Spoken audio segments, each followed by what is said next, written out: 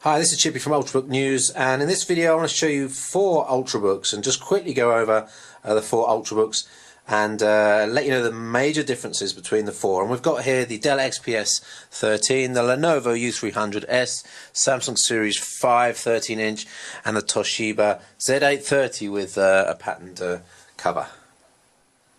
So first of all, the Dell XPS 13, and I've had this for a little while under testing, and it's a beautiful looking device. It seems to be very well built, very sturdy and strong, quite minimalistic in the amount of ports that you've got, especially in terms of display outputs. You've only got the mini display port there, 2 USB ports and no SD card port. Opening it up, there's a magnetic catch on the device. You've got a glossy screen, 13-inch, 1366 by 768, a pretty standard specification for the screen. The keyboard's very nice. It's got a long travel compared to some of the other Ultrabooks that I've tested, and feels pretty good. Touchpad also seems to be working out pretty well. Couple of things to note here though. Heat under load seems to be generating a lot of heat, this one, and the heat radiates through the back of the keyboard there, so I actually found it under load to be a little bit uncomfortable in this area, and certainly very warm as the airflow came out of there. And of course the glossy screen, that's really up to you whether you want glossy or matte, but that is something you'll have to consider. Generally though, pretty nice device, $999 at Dell.com at the moment, and certainly a very popular Ultrabook in terms of the amount of media coverage it's getting and the amount of sort of feedback from customers that I'm seeing that are very happy with their purchase. So that's the Dell XPS 13.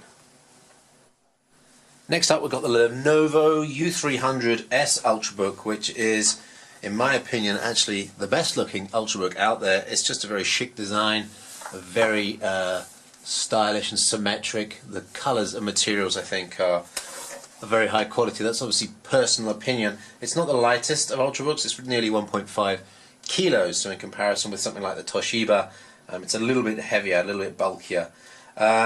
It's also a little bit bigger in terms of surface area than the Dell. The Dell has a very nice thin bezel. This one's not such a thin bezel device, but it's a really clean, tidy design.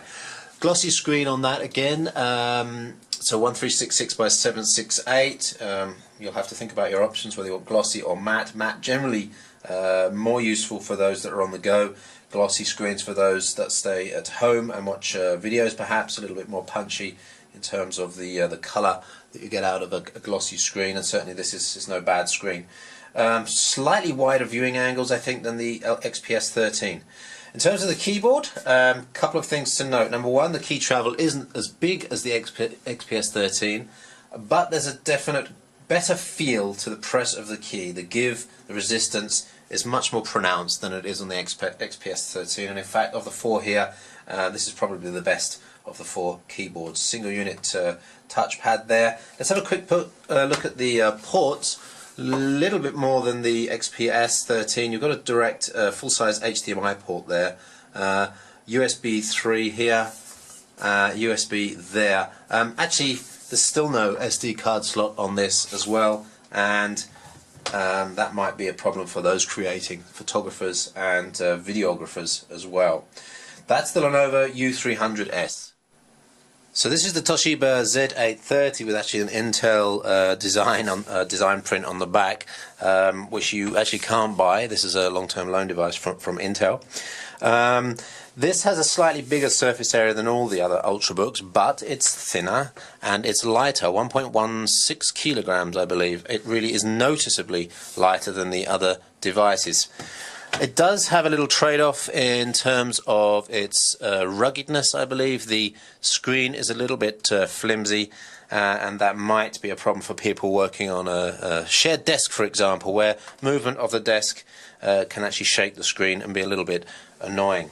But you've got some other features on the Z830 here that might be interesting. First of all, to note is the matte screen, 1366 by 768, again 13.3, but this is a matte finish. Keyboard is, of the 4 devices we've got here, probably the worst of the 4. The actual travel and the responsiveness of the keys is not as good as the others. It's still usable, and I think better than some of the other Ultrabooks. For example, I think this is better than the Asus UX or ZenBook range.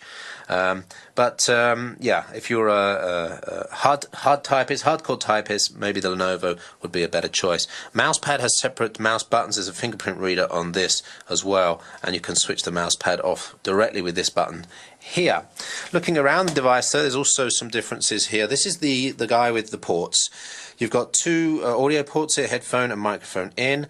Full SD XC card port there, and then across the back, this is the key feature of the Z830, full VGA, DC in, full HDMI, 2 USB 2s, one of them with sleep and charge, full gigabit Ethernet port as well, and on this side a USB 3 port. So really having the best of mainstream ports on an Ultrabook here.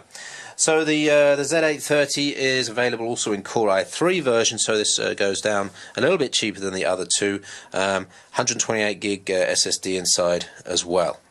So that's the Toshiba Z830. Here's the Samsung Series 5. This is in a slightly different segment to the others, although it still looks like an Ultrabook and feels very much like an Ultrabook. Stylish, thin, well built, but this has got slightly lower quality components, build components, I think, materials than the other devices. Having said that, it still feels pretty good. Let's look inside the device. You've got a matte screen here, 13.3 inch and 1366 by 768. You've got a very nice keyboard. I think it doesn't have the travel of the XPS 13, but it has the feedback.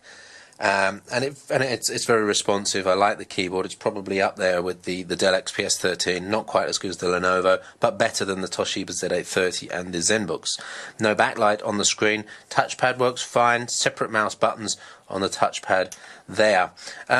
Looking around the device, the ports, though, you get a full port set, full HDMI, a VGA port here that you need to carry the adapter with. That's the only thing that comes with the device, the cable adapter. USB 3 and a gigabit Ethernet port as well. On the other side, 2 more USB 2s and an SD card, full SD card slot as well. So a nice selection of ports there.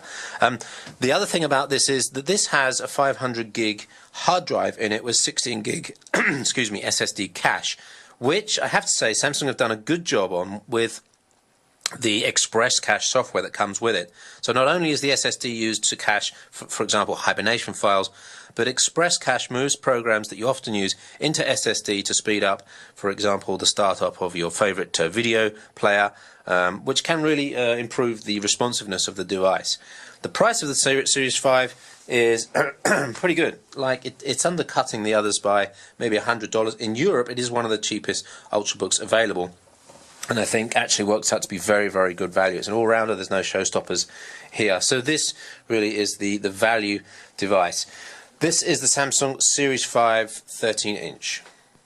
So that's a really quick overview of the 4 Ultrabooks. The Lenovo U300S, I think, is the boardroom Ultrabook. It's a very stylish device, but watch out for the ports on it if you need SD card slots. The U300S is not for you. Seems to be pretty powerful in terms of the way it uses turbo boost, so a good choice for anyone that wants to use this as a desktop maybe. The Dell XPS 13, I think, is the stylish consumer choice. It does look great. It has a good keyboard and very stylish in terms of its size and its thin bezel. So this, I would say, is the real sort of style consumer choice here. In terms of people that want connectivity, this is the #1 here. This is the connectivity workhorse, and it really is, although it's, we might actually call it in comparison with the others, a little bit messy in terms of the way it's laid out and its ports and its buttons, but it has everything you need and it works very, very well. It's really possibly the workhorse of the 3. This is the four. Sorry, this is the entry-level Ultrabook that I would recommend. It's some pricing that's coming down now into the sort of Well, in Europe, we're seeing this down at I think 700 euros now, which is significantly less than the other devices here. 500 gig drive gives you storage as well. So I'm actually recommending this one for students, or for really anyone that's kind of upgrading their laptop and desktop at the same time. This can be a desktop, but it's still ultra portable, ultra stylish, and with that express cache SSD, really quite responsive as well. So I hope that's useful for you, but what I want to offer is the chance for you to drop comments in the video. I'm going to pay close attention to your comments. If you've got questions about any of these 4 devices, Ultrabooks in general, or any of the other Ultrabooks that are on the market, let me know and I'll respond as soon as I can in the comments below. Don't forget to like the YouTube video, and thanks for watching. See you on ultrabooknews.com soon.